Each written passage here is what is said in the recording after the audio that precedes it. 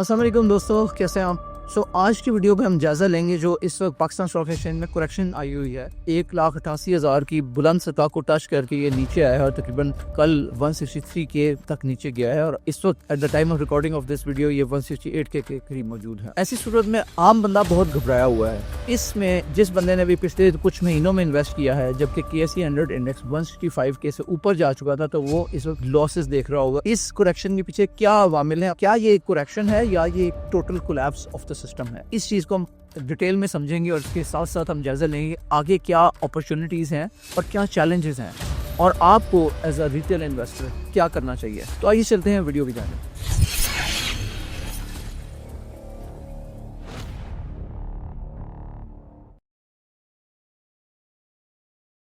तो सबसे पहले तो मैं आपसे ये बात शेयर करना चाहूँगा कि इस वक्त जो मार्केट के हालात बने हुए हैं, तो ये वो टाइम है जब आम बंदे के जो नर्व्स हैं उनको टेस्ट किया जा रहा होता है।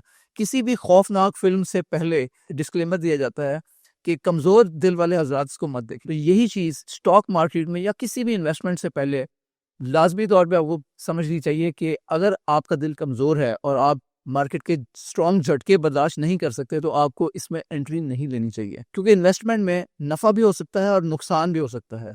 तो प्रॉफिट एंड लॉस साथ साथ चलते हैं, ये चीज समझना बहुत जरूरी है। अब वॉरेन बफेट ने एक बड़ी इंपॉर्टेंट बात कही है, जो स्टॉक मार्केट है वो बेसब्रे आदमी से सब्र वाले आदमी तक पैसा ट्रांसफर करने की एक डिवाइस है। मींस के जो बेसब्रा आदमी होता है वो इस तरह की सिचुएशन में अपने स्टॉक्स बेचता है, जबकि जो सब्र वाले आदमी है वो इस टाइम पे बाइंग कर रहे होते हैं। इस वक्त आम आदमी जिसके पास नॉलेज नहीं है वो पैनिक का शिकार होकर पैनिक सेलिंग कर रहा है और लॉस में अपने स्टॉक्स बेच रहा है। जो अच्छे स्टॉक्स उसने लिए हुए थे वो इस वक्त सेल कर रहा है बिकॉज वो घबरा चुका है। लेकिन एक समझदार इन्वेस्टर ऐसे वक्तों में क्या करता है, आज हम इस बात का जायजा लेंगे और आपको क्या करना चाहिए। तो सबसे पहले तो इस बात को समझते हैं कि ये करेक्शन आई क्यों है। ये जो डिप आया है इसका जो आगाज हुआ है वो 19 फरवरी 2026 से हुआ है, जब KSE 100 इंडेक्स तकरीबन 6,000 पॉइंट से भी ज्यादा एक ही दिन में गिरा और इसकी बुनियादी वजह सेलिंग प्रेशर था। पिछले 6 हफ्तों में फॉरेन इन्वेस्टर ने तकरीबन $130 मिलियन के स्टॉक्स सेल किए, जो कि पाकिस्तानी रुपए में 36 बिलियन रुपए बनते हैं। लेकिन यहाँ ये बात समझें कि जो हमारे डोमेस्टिक म्यूचुअल फंड्स हैं उन्होंने $140 मिलियन की बाइंग की, जो कि 39 बिलियन पाकिस्तानी रुपए बनते हैं। और इसका मतलब ये हुआ कि लिक्विडिटी गायब नहीं हुई बल्कि ओनरशिप ट्रांसफर हुई है। फॉरेन इन्वेस्टर से जो पैसा है वो निकल के जो हमारे म्यूचुअल फंड्स हैं उनके हाथ में आ गया है। मतलब ये हुआ कि म्यूचुअल फंड ने जो फॉरेन इन्वेस्टर की सेलिंग थी वो सारी की सारी अब्जॉर्ब कर ली। अब जरा इस चीज को समझते हैं कि फॉरेन इन्वेस्टर ने सेलिंग क्यों की और इसके साथ साथ सेलिंग प्रेशर क्यों आया। अब यहाँ पर नॉइस को रियलिटी से सेपरेट करना बहुत जरूरी है। SECP ने 125 ऐसी फॉरेन कंपनीज की लिस्ट जारी की जिन्होंने पाकिस्तान से एग्जिट लिया है, लेकिन उनमें से अक्सर डोरमेंट कंपनीज थी या लिएजॉन ऑफिसेस थे और या प्रोजेक्ट बेस्ड क्लोजर्स थे। Number 1, global uncertainty. ट्रम्प ने फिर से US टैरिफ्स अनाउंस किए, जिसकी वजह से ओवरऑल स्टॉक मार्केट्स मुतासिर हुई, जिनमें US की स्टॉक मार्केट भी शामिल है, जिनमें जो बिटकॉइन है वो भी शामिल है, और उसके साथ साथ पाकिस्तानी स्टॉक मार्केट के ऊपर भी इसका रिपल इफेक्ट आया। और इसके साथ साथ जो इस वक्त अफगानिस्तान के साथ जंग की फिजा बन रही है ये भी अनसर्टेनिटी में इजाफा कर सकती है।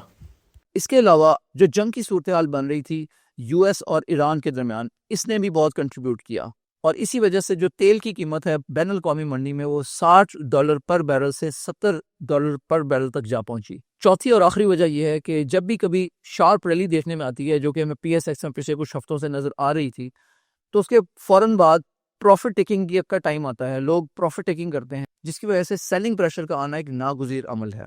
और याद रखिए, पाकिस्तानी स्टॉक एक्सचेंज माजी में भी जब भी कभी स्ट्रॉन्ग बुल रन आता था तो उसके साथ साथ 7 से 15% की करेक्शन फिर भी आ जाती थी। करेक्शन का आना बुल साइकिल में कोई अनहोनी बात नहीं है। अगर हम ग्लोबल मार्केट्स पे नजर डालें तो S&P 500 में भी हर साल करेक्शंस देखने को मिलती हैं, लेकिन ये समझना जरूरी है कि हर करेक्शन बियर मार्केट नहीं होती। अब एक और इम्पोर्टेंट चीज समझें, ये जो करेक्शन चल रही है, क्या ये सिर्फ एक करेक्शन है और उसके बाद एक अपवर्ड ट्रेंड आने वाला है, या फिर ये एक टोटल कोलैप्स है। टोटल कोलैप्स और करेक्शन में जो फर्क होता है वो सिर्फ मैक्रो का होता है। अगर हम मैक्रो पर नजर डालें तो मैक्रो क्या कह रहा है। नंबर 1, जो इन्फ्लेशन है वो सिग्निफिकेंटली मॉडरेट हुई है।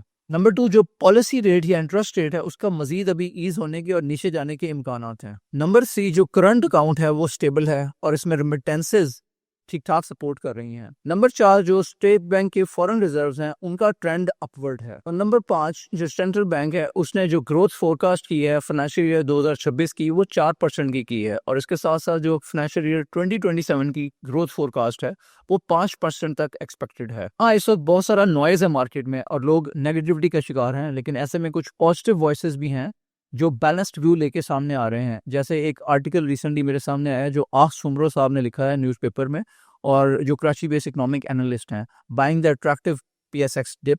तो उसको अगर आपको मौका मिले तो आप जरूर रीड कीजिएगा। तो मैं उनको क्रेडिट देना चाहूंगा कि उन्होंने काफी बैलेंस्ड ओपिनियन दी है इस पीएसएक्स करेक्शन को लेकर। अब अगर हम इंडस्ट्रीज के ऊपर नजर डालें तो ऑटो, सीमेंट, स्टील और ग्लास ये सारे सेक्टर्स डबल डिजिट ग्रोथ की तरफ इंडिकेट कर रहे हैं। पाकिस्तानी रुपया 3 साल से डॉलर के मुकाबले में रिलेटिवली स्टेबल रहा है और इसके साथ साथ जो क्रेडिट रेटिंग एजेंसीज हैं वो आउटलुक अपग्रेड कर चुकी हैं। अब अगर वैल्यूएशन पे नजर डालें, करेक्शन के बाद जो मल्टीपल स्टॉक्स हैं वो एक अच्छी बाइंग रेंज में आ चुके हैं और इसी वजह से ये मैक्रो लेवल पर 2018 वाली फ्रेजाइल सूरत हाल नहीं है, ये स्टेबलाइजेशन की फेज है। अब हम थोड़ा सा जायजा लेते हैं कि स्ट्रक्चरली क्या इंप्रूवमेंट्स लाई जा रही हैं। अभी रिसेंटली जो ट्रांजिशन हुई है T+2 से T+1 सेटलमेंट में, उसकी वजह से ट्रेडिंग एफिशिएंसी इंप्रूव हुई है और इसके साथ साथ शरिया कंप्लायंस भी इंप्रूव हुई है। पीआईए की जो सक्सेसफुल प्राइवेटाइजेशन है उसका भी एक पॉजिटिव सिग्नल आया है कि जो लोकल इन्वेस्टर्स हैं उन्होंने अपना पैसा इसके अंदर इन्वेस्ट किया है और इसी के साथ साथ पीआईए का भी एक अच्छा रिफॉर्म मोमेंटम बन रहा है। रिटेल सेक्टर की जो पार्टिसिपेशन है वो स्टॉक मार्केट में बढ़ गई है क्योंकि जो मनी मार्केट है वो बिल्कुल पोस्ट टैक्स 6 to 7% का रिटर्न दे रही है, जो कि बिल्कुल भी लुक्रेटिव नहीं है। इसके साथ साथ जो हाई टैक्सेस हैं बैंक सेविंग्स में और इसके अलावा रेंटल इनकम पर, उसकी वजह से इन्वेस्टर्स ज़्यादा इनकरेज हुआ है स्टॉक्स में और इक्विटीज़ में इन्वेस्ट करने में। इसके अलावा कई क्वालिटी आईपीओज हुए हैं, उनके अंदर जो पार्टिसिपेशन हुई है उसकी वजह से कॉन्फिडेंस काफ़ी बड़ा है। उसके साथ साथ जो कैपिटल गेन टैक्स है और ज़कात पेमेंट्स हैं आफ्टर स्ट्रॉन्ग प्रॉफिट्स वो इंडिकेट कर रही हैं कि वेल्थ हैज बीन क्रिएटेड। इसके अलावा अगर हम मैक्रो लेवल पर नजर डालें, पाकिस्तान की रिन्यूड एंगेजमेंट यूएस के साथ एक काफी पॉजिटिव सिग्नल है। क्रिटिकल मिनरल्स के ऊपर ताउन की जो बातचीत चल रही है, उसके साथ साथ क्रिप्टो रेगुलेशन के ऊपर भी बातचीत जारी है। इसके साथ साथ सऊदी अरेबिया के साथ एक सादी मुआहदे के ऊपर बातचीत जारी है और इसके साथ साथ जो पाकिस्तान के दोस्त ममालिक हैं उनके साथ मिलिट्री इक्विपमेंट ऑर्डर्स के ऊपर भी बातचीत आगे बढ़ी है और ये सारी की सारी चीजें ये सिग्नल कर रही हैं कि लॉन्ग टर्म डायरेक्शन पॉजिटिव है। अब एक बैलेंस भी लेना जरूरी है, तो हम बात करेंगे रिस्क और चैलेंजेस क्या हैं जिसकी वजह से ये करेक्शन आई है और ऐसी मजीद करेक्शंस भी आ सकती हैं। अगर बैनुल अक़वामी मंडी में तेल की कीमतें $80 पर बैरल से ऊपर चली जाती हैं तो प्रेशर आ सकता है। पॉलिटिकल अनसर्टेनिटी में, जैसे कि इमरान खान की इलनेस की वजह से सूरत हाल बनी हुई थी और एक माहौल ऐसा बना हुआ था, तो अगर पॉलिटिकल अनसर्टेनिटी में मजीद इजाफा होता है तो ये भी मार्केट को नेगेटिव इम्पैक्ट कर सकता है। जो प्राइवेट सेक्टर क्रेडिट है उसका टेक ऑफ 15% तक होना जरूरी है। अब इम्पोर्टेंट चीज ये है कि रिटेल इन्वेस्टर जो इस वक्त घबराया हुआ है, स्पेशली वो लोग जिनके लिए ये पहला साइकिल है जिसमें उन्होंने कदम रखा, इस वक्त फौरी तौर में उनके जो है ना वो हवास बाख्ता हो गए हैं क्योंकि मार्केट ने नेगेटिव डायरेक्शन में चलना शुरू कर दिया है। तो उनके लिए बहुत ज़रूरी है कि आप उन्होंने करना क्या है। तो एक तो याद रखें कि कभी भी जब आप लॉस में हों तो पैनिक में आके आपने अपने स्टॉक्स को बेचना नहीं है और इसके साथ साथ एक्सेसिव लीवरेज को अवॉइड करें। जो टॉप क्वालिटी के स्टॉक्स इस वक्त बाइंग रेंज में आए हुए हैं उनकी बाइंग करें। इसके साथ साथ जो मिड टीयर के ग्रोथ स्टॉक्स हैं उनको भी सिलेक्टिवली पिक करें और इसके साथ साथ डिफेंसिव डिविडेंड इंक्लूड करें। जैसा कि नेशनल बैंक ने अब इसी वीक में 35 रुपए का डिविडेंड पर शेयर अनाउंस किया है, जो कि हाईएस्ट एवर डिविडेंड है। दैट इज अ मैसिव 90% पे आउट और उसकी वजह बनी है कैलेंडर ईयर 2025 में उनकी हाईएस्ट एवर प्रॉफिटेबिलिटी। अच्छे डिविडेंड के स्टॉक्स ही बाइंग करना जरूरी है। इसके साथ साथ अपने पोर्टफोलियो को बैलेंस करें, डाइवर्सिफाई करें across different sectors, monthly savings करें और इसके साथ साथ डिसिप्लिन्ड इन्वेस्टिंग करें ताकि आप कंपाउंडिंग का बेनिफिट ले सकें और इसके साथ साथ डिविडेंड्स को री इन्वेस्ट करें। और याद रखें, जब भी आप पैनिक सेलिंग करते हैं तो आप अपनी कंपाउंडिंग को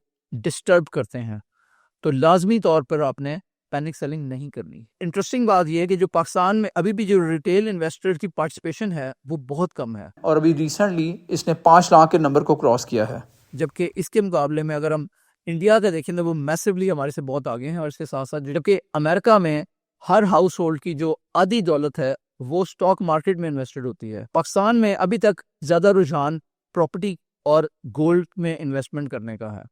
लेकिन वक्त के साथ साथ जो फाइनेंशियल लिटरेसी बढ़ रही है तो लोग स्टॉक मार्केट की तरफ भी आ रहे हैं। तो मेरा ये फ़र्ज़ था कि आपको इस मुश्किल सूरत हाल में बताऊं कि इस वक्त क्या हो रहा है। इससे पहले भी मैंने 19 फरवरी को करेक्शन आई थी, मैंने अपने चैनल पे जो पोस्ट सेक्शन होता है उस पर भी शेयर किया था, उसका मेरा जो एनालिसिस था टेक्स्ट फॉर्मेट में। और इसके साथ साथ जो हमारी व्हाट्सएप कम्युनिटी है जिसका लिंक मैं आपको डिस्क्रिप्शन में दे दूंगा और आप उसको ज्वाइन कर सकते हैं, तो उसके ऊपर भी मैंने शेयर किया था कि क्या वजह है, क्या अवामिल हैं जिसकी वजह से ये करेक्शन आई है। तो मैंने ये सोचा कि अब मैं कंप्लीट वीडियो बना के आपको समझाऊं, क्योंकि मुझे लग रहा था कि अवाम परेशानी का शिकार है। कुछ कमेंट्स भी वीडियोस पे ऐसे आ रहे थे, जो स्टॉक वीडियोस है उसके व्यूज़ भी कम हुए हैं। मेरा ख्याल है लोग थोड़ा सा इस वक्त इंटरेस्ट नहीं ले रहे, लेकिन इंपॉर्टेंट चीज़ ये है कि इस वक्त भी आपको इंटरेस्ट लूज़ नहीं करना चाहिए, क्योंकि जो समझदार इन्वेस्टर होता है वो इसी वक्त बाइंग कर रहा होता है और सिलेक्टिवली अच्छे स्टॉक्स पिक कर रहा होता है। तो अगर आप ये जानना चाहते हैं मैं इस करेक्शन में कौन से स्टॉक्स की बाइंग कर रहा हूँ, तो मैं पहले ही एक वीडियो बना चुका हूँ रिसेंटली कि चूंकि मेरा focus long term wealth creation पे है थ्रू कंपाउंडिंग, तो मैंने टॉप 4 स्टॉक्स आपको बताए थे कि ये वो 4 स्टॉक्स हैं जिसको आप यहाँ क्लिक करके उस वीडियो को देख सकते हैं। तो मैं उनके अंदर सिलेक्टिव बाइंग कर रहा हूँ। तो लाजमी आपके पास कुछ ऐसे कैश रिजर्व्स होने चाहिए जो आप ऐसे डिप्स और ऐसी करेक्शंस में अच्छे स्टॉक्स की बाइंग कर सकें। आपने घबराना नहीं है और आपने मुझे अपने कमेंट्स में अपनी राय से ज़रूर आगाह करना है कि क्या आप फियर चूज़ करते हैं या डिसिप्लिन। और इसके साथ साथ इस वीडियो को ऐसे लोगों के साथ ज़रूर शेयर करें जो रेड स्क्रीन देखकर इमोशनल होकर पैनिक में सेल करने वाले हैं। मार्केट जज्बाती लोगों से पैसा लेकर सब्र वाले लोगों तक पैसा ट्रांसफ़र करती है। अगर ये वीडियो अच्छी लगी तो इसको लाइक कर दें। अगर अभी तक चैनल को सब्सक्राइब नहीं किया तो ज़रूर सब्सक्राइब कर लें। Thank you very much. अस्सलाम वालेकुम।